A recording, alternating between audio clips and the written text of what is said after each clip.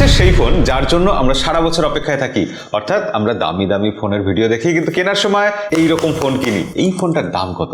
সবার আগে তো এটাই প্রশ্ন আসবে। 20,000-এর নিচে, 15,000-এর নিচে, ওকে 10,000-এর নিচে। কিন্তু এই ফোনটার দাম যদি আরো কম হয় আর এখানে যদি এরকম বিশেষ বিশেষ জিনিস থাকে তাহলে সত্যি আমাদের মন খুশি হয়ে যায়। তখনই তো মনে হয় যে না, ভিডিওটা পুরোটা দেখি, লাইক টাইক করি, কমেন্ট করি, একটু সাবস্ক্রাইব করি। কি মনে হয় না?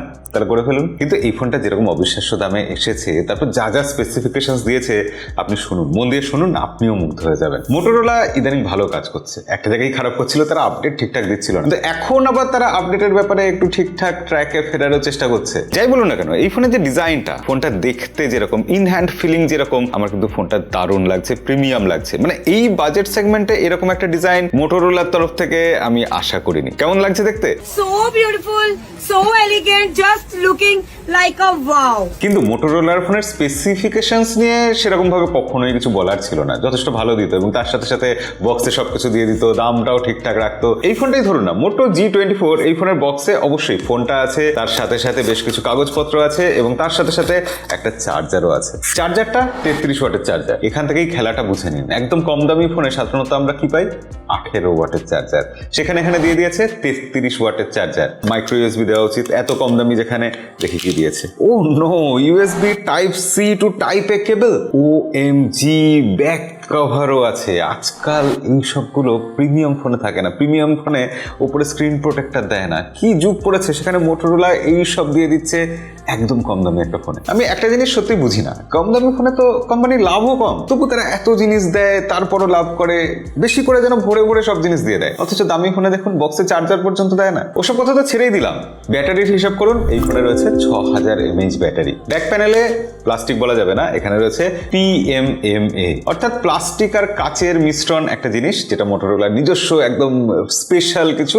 সেই জিনিসটা তারা ব্যাক প্যানেলে দিয়েছে, যার ফলে ব্যাক সাইডটা দেখতে কিন্তু ভালো লাগছে, বেশ প্রিমিয়াম লাগছে, সস্তা ফোন মনে হচ্ছে না। তলার দিকে speaker grille, noise cancellation mic আর একটা ইউএসবি টাইপ সি পোর্ট রয়েছে, কিন্তু উপরে শুধু 3.5mm হেডফোন জ্যাকের পোর্ট রয়েছে, কোনো সেকেন্ডারি নয়েজ ক্যান্সেলেশন মাইক না, চোখে পড়ছে না। আর এই কার্ড স্লটটা যদি দেখি, ওকে কার্ড স্লটের কথা পরে বলবো, এখানে একটা গ্যাসকেটও রয়েছে দেখছি। আর এখানে গ্যাসকেট আছে মানে বুঝতে পারছেন, একটা জিনিস পরিষ্কার বুঝিয়ে দিচ্ছে যে এই ফোনটা কিন্তু স্প্ল্যাশ প্রুফ, একটু ওয়াটার আর ডাস্ট রেজিস্ট্যান্ট। আর হ্যাঁ, যে জন্য এটা বার করলাম, এখানে কিন্তু 3টে চেম্বার রয়েছে, মানে এখানে 2টো সিম কার্ড আর একটা মেমোরি কার্ড একই সাথে লাগানো যাবে। কিন্তু আরেকটা জিনিস আমাকে অবাক করে দিচ্ছে যে এখানে উপরে লেখা আছে ডলবি অ্যাটমস। কম দামি ফোনে মোটোরোলা ডলবি অ্যাটমস দিয়েছে। অবভিয়াসলি মোটো G24 ফোনটার প্রতি কোম্পানি একটু যত্ন নিয়েছে মনে হচ্ছে, কিন্তু কোথাও না কোথাও তো কিছু না কিছু আছে। দেখি ফোনটার ডিসপ্লেটা 6.56 ইঞ্চি বা 6.6 ইঞ্চি, একটা ঠিকঠাক ডিসপ্লে, যার তলা থেকে চিন আছে, বেজেলও টুকটাক আছে। তবে হ্যাঁ, এই দামের পক্ষে এগুলো একদম ঠিকঠাক আছে। মানে অন্যান্য কোম্পানির ফোন দেখার পর মনে হয় যে এখানে 5 হোল ডিসপ্লে দিয়ে দিয়েছে, নচ দেয়নি। মানে আমাদের ভাগ্য কত ভালো।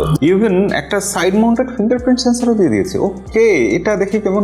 হ্যাঁ, এটা তো সুন্দর কাজ করছে। আপনি মনে করে দেখুন, 1-2 বছর আগেও আমরা এইরকম কম দামি ফোনের ব্যাক সাইডে ফিঙ্গারপ্রিন্ট সেন্সর পেতাম। কম দামি ফোনে অনেক সময় ফিঙ্গারপ্রিন্ট সেন্সর পেতামই না, সেখানে এখন সাইড মাউন্টেড পাচ্ছি আমরা। ডিসপ্লেটা কিন্তু যথেষ্ট ব্রাইট এবং কাগজে কলমে বলছে এটা প্রায় 550 নিটসের মতো পিক ব্রাইটনেস আছে। ডিসপ্লের কালার টালারও খুব একটা খারাপ না। মোট কথা ডিসপ্লেটা কিন্তু বেশ ভালো লাগছে। এটা অবভিয়াসলি একটা IPS ডিসপ্লে।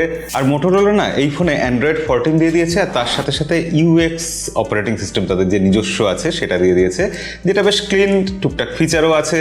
সব মিলিয়ে ইউজ করতে এটা বেশ স্ন্যাপি লাগে, স্মুথ লাগে এবং ভালোই লাগে। অনেকেই এরকম ব্লোটওয়্যার ফ্রি ক্লিন UI পছন্দ করেন। হ্যাঁ, এখন 2-1টা প্রি ইনস্টলড অ্যাপ্লিকেশন আসছে, যেটা আগে আসতো না, তবু যথেষ্ট ক্লিন UI। এই ফোনটার বেস ভেরিয়েন্ট শুরু হচ্ছে 4GB 128GB থেকে, আমার কাছে আছে 8GB 128GB। এবার এইরকম বাজেট সেগমেন্টের ফোন হলেই আমাদের মনে যেসব প্রশ্ন আসে যে কোথাও না কোথাও কোম্পানি তো কস্ট কাটলমেন্ট করেছে, কিছু না কিছু তো লাভ রেখেছে, কোথায় করলো? ক্যামেরা কি খারাপ দিয়েছে? এখানে ব্যাক সাইডে রয়েছে 50 মেগাপিক্সেল ক্যামেরা আর একটা 2 মেগাপিক্সেলের ক্যামেরা, ওটা ছেড়ে দিই। এই 50 মেগাপিক্সেল ক্যামেরা দিয়ে আমরা ছবি তুলে দেখেছি যে মোটোরোলা আগের থেকে ইমপ্রুভ করেছে। এটা প্রতিবার বলতে হয় যে মোটোরোলা আগের থেকে সত্যিই ক্যামেরা ইমপ্রুভ করেছে।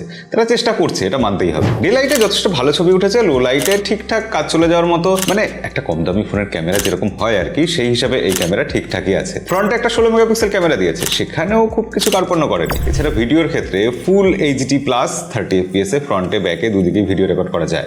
ক্যামেরাতেও তাহলে যদি ঠিকঠাক থাকে তাহলে কস্ট কাটলমেন্ট করলো কোথায়? প্রসেসরে? না, এখানে মিডিয়াটেক হেলিও G85 প্রসেসর আছে, যে প্রসেসরটা আমরা দেখেছি দীর্ঘদিন ধরে সেই প্রসেসরটা ঘষা মাজা চলছে, যথেষ্ট অপটিমাইজড ভালো প্রসেসর। সেই প্রসেসর দিয়ে ডে টু ডে লাইফে কাজ করতে কোনো অসুবিধা হয় না, গেম টেমও ঠিকঠাক খেলা যায়, ছোটখাটো গেম আরামসে চলে। এমনকি এখানে 4G ক্যারিয়ার অ্যাগ্রিগেশনের সাপোর্টও রয়েছে, ব্লুটুথ 5.0 রয়েছে, ডুয়েল ওয়াইফাই রয়েছে। মানে কস্ট কাটলমেন্টটা কোথায় করলো তাহলে? আচ্ছা, স্পিকার না, সেখানেও তো স্টিরিও স্পিকার দিয়ে দিয়েছে। প্রোটেকশন ওকে, মোটরোলা এখানে তো প্যান্ডা গ্লাসের প্রোটেকশন দিয়েছে। কোথায় যাই আমরা, মোটরোলা কিছুটা কিছু ওকে।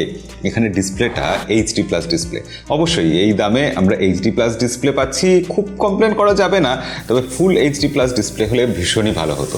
কিন্তু মোটরোলা এই জায়গাটাকে খুব সুন্দর কম্পেনসেট করেছে 90 হার্টজের ডিসপ্লে দিয়ে। HD+ ডিসপ্লে কিন্তু 90 হার্টজের ডিসপ্লে। এই যে এত বড় ভিডিওটা আপনারা দেখলেন, এত কথা আমি বলে গেলাম, সব কথা প্রাসঙ্গিক থাকে তখনই যখন এই ফোনটার দাম ঠিকঠাক হবে। এই ফোনটার দামটা আসলে কত? আমি ওই 8,999 9,999 এর গল্পে যাব না। এই ফোনটা দুটো ভেরিয়েন্ট এসছে, 4GB 128GB। তবে সব থেকে আকর্ষণীয় আমার যেটা লেগেছে 8GB 128GB ভেরিয়েন্টটা। তো 8GB এই দামে তো পাওয়া যায় না সাধারণত। তো 8GBর ভেরিয়েন্টের দাম কত রেখেছে? কার্ড ডিসকাউন্ট, বিভিন্ন অফার, এক্সচেঞ্জ যা সব হয় আর কি, সব কিছু মিলিয়ে এই ফোনটার আলটিমেটলি এফেক্টিভ প্রাইস আসছে 8GB 128GBর 9,249 টাকা। ভাবা যায়। এবং যেটা 4GB 128GB সেটার দামও খুব একটা খারাপ নয়, 8,249 টাকা। এছাড়া জিওর সাথে মোটরোলা কিছু টাই আপ করেছে, সেখানেও বেনিফিটস আছে, 4,000 4,500 টাকার বেনিফিটস আছে। সেসব সবকিছু ডিটেলস আপনি পেয়ে যাবেন, ডেসক্রিপশনে লিংক থাকবে, সেখান থেকে চেক আউট করে নেবেন। দামের ব্যাপারে এত সুন্দর একটা খবর দেওয়ার পর আজকের ভিডিও এই অবধি থাক, আর ভিডিও লম্বা করবো না। ভিডিও ভালো লাগলে লাইক করবেন, চ্যানেলে নতুন হলে সাবস্ক্রাইব করবেন। দেখা হবে পরের ভিডিওতে। আজকের মতো